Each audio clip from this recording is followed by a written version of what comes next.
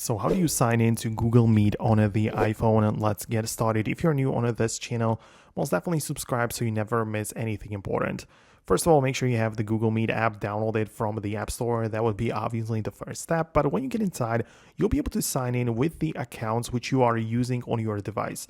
So if you, for example, have the Gmail account set up through the Gmail app on your iPhone, you'll be able to use that account as it's already been added to your phone, right? So that would be like one way of doing that. But if you haven't used any Google services before, you'll be able to click on a few buttons to just sign in and go through the whole process of setting up your Meet, right? So you'll be able to, have it this way and just sign in with your, of course, email, then go through the passcode verification or whatever.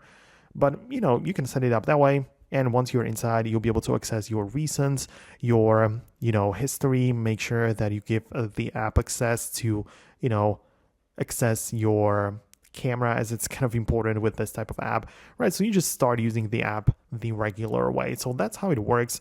Let me know if you managed to sign in and start using the Meet app on the iPhone. I'm not going to make the video any longer than it needs to be. So if you appreciate that, hit the subscribe and thumbs up to let me know about that, and I'll see you later.